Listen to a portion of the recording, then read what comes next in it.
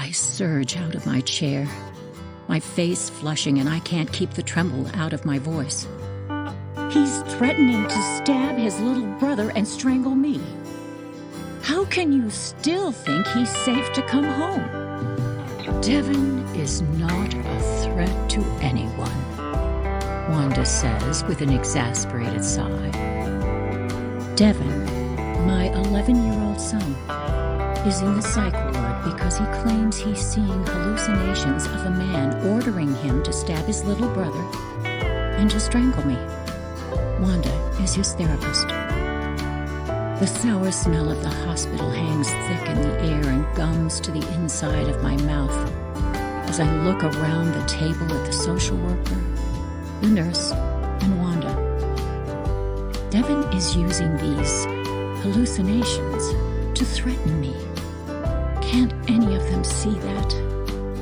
You need to be supportive of what is in Devin's best interest, Wanda says. I sink back into my chair, and months of family therapy lurch through my mind. I know Wanda thinks Devin's behaviors are my fault, and that I'll try to use this latest hospitalization to keep him from moving back home. Panic curls its fingers around my throat. Wanda is right. I'll do whatever it takes to keep him from coming home. 8 years earlier. As far as foster kids go, they're pretty much perfect, says Tina, a state of Florida adoption worker. Michaela is 2 and Devin is 3. Devin's such a bright, funny, handsome young man, and Michaela loves to wear dresses and have her hair done. As her words fan my long-held dreams to adopt, I gaze out of my office window at the palm trees shading the parking lot, and Devin and Michaela form like mirages in my imagination. Tina lowers her voice, like a friend taking me into her confidence.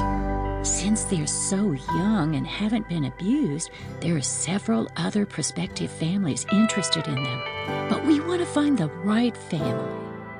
I know y'all recently decided not to adopt, but we're hoping you might reconsider. I eagerly agree, wondering how this unsolicited call could be anything but fate.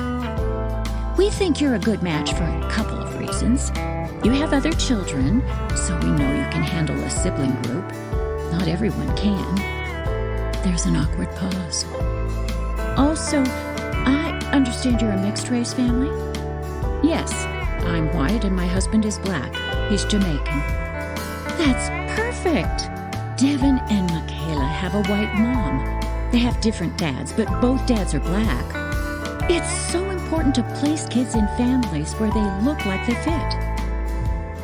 Whether Tina knows it or not, this is an issue close to my heart. My stepson, Sam, has a dark complexion like his dad. After taking in my freckles and fair skin, strangers often ask him if I'm his real mom. So I get it. Kids shouldn't have to deal with that. When can we meet them? I ask. We really don't like to showcase children. We used to do these adoption fairs. Her voice trails off without completing the thought. Anyway, the kids end up hurt and disappointed when they aren't chosen. I understand, but I'm still surprised they're asking us to make such an important decision, a lifelong decision, without even meeting the kids first. As though reading my mind, Tina adds in a sing-song, "Remember, we don't get to meet our birth children before we commit to them." Coiling the phone cord around my finger, I venture, "But they're so little. Can't you tell them it's a play date?" As Tina's indecisive pause stretches, self-conscious words jumble out of my mouth in my rush not to be misunderstood. It's not that I want to see what they look like or anything like that. It's just that we tried to adopt a little boy a few months ago. His name was Eli. It didn't work out.